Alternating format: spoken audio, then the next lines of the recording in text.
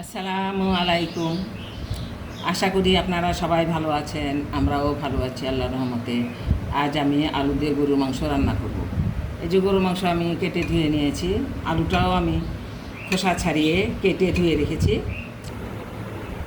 গরু মাংসটা আমি হাতে মেখে রান্না করব, ওই জন্য একটা কড়াই নিয়েছি। কড়াই আমি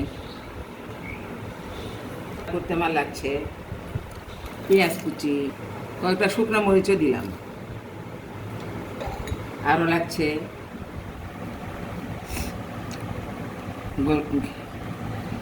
গরম মশলার মধ্যে লাগছে আমার বড় এলাচ, দারচিনি, ছোট এলাচ, লবঙ্গ, গোলমরিচ দিয়ে নিলাম,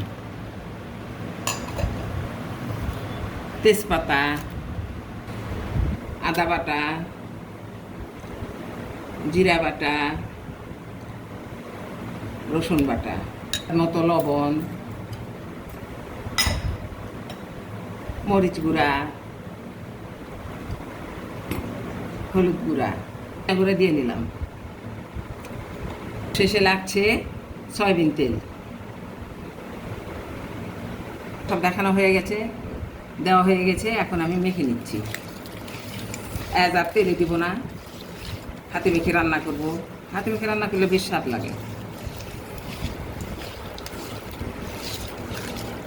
মেখে কিছুক্ষণ আমি দমে রেখে দিব, রেস্টে।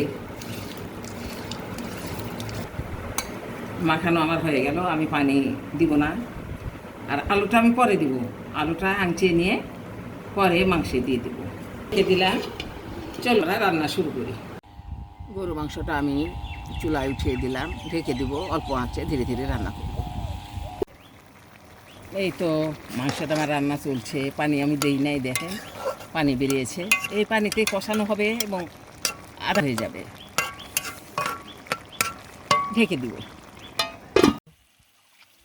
এই যে আমার মাংস কষানো হয়ে গেছে, সেই থেকে কষাচ্ছি, আপনাদের তো সবসময় দেখাতে পারছি না, কারণ এত দেখালে তো ভিডিও বড় হয়ে যাবে, দেখার রুচিও থাকবে না। ওই জন্য আমি শেষের দিকে দেখাচ্ছি। এই যে এবার কষানো হয়ে গেছে, আমি এখন আলুটাকে দিয়ে দিচ্ছি। আলুটাকে আমি হলুদ লবণ দিয়ে ভেজে নিয়েছিলাম, এখন আলুটার মধ্যে দিয়ে দিলাম। আলুটাকে এর সঙ্গে কষিয়ে নেব, কারণ আলুটাকে তো আরও মশলার মধ্যে কষানো হয় নাই। এখন আমি কষিয়ে নেব কিছুক্ষণ মাংসের সাথে। মাংসের সঙ্গে আলুটা আমি কষিয়ে নিলাম, এখন আমি পরিমাণ মতো ঝোল দিয়ে নেব। আমি পরিমাণ মতো ঝোল দিয়ে নিলাম, এখন ঢেকে দিচ্ছি। আরও কিছুক্ষণ রান্না করতে হবে। সেটা আমার হয়ে গেছে, এখন আমি একটু ফোড়ন দিয়ে নিব। আগে তো মেখে দিয়েছি, ফোড়ন দিলে একটু আলাদা একটা ফ্লেভার আসবে। ফোড়নের জন্য কড়াই দিয়েছি, কড়াই তেল দিয়ে নিচ্ছি। পেঁয়াজ কুচি, আস্ত জিরা, সেটাকে আমি ভেজে নেব, বাদামি করে ভেজে নিচ্ছি। পেঁয়াজ আমার বাদামি রঙ হয়ে গেছে, এখন আমি মাংস ঢেলে দিচ্ছি।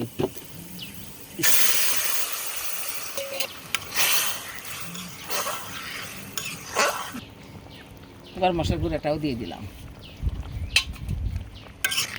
আমি এখন ঢেকে দিব। মাংসটা আমার হয়ে গেছে, এখন আমি নামিয়ে নিব। এই যে আলু দিয়ে গরুর মাংস রান্নাটা আমার হয়ে গেছে। আপনাদের যদি ভালো লেগে থাকে তাহলে আপনারা এইভাবে বাসায় রান্না করে দেখবেন। হাতে মাখা রান্না তো, অনেকে এটা করেন না। তো আপনারা সবাই ভালো থাকবেন, সুস্থ থাকবেন। আল্লাহ হাফেজ।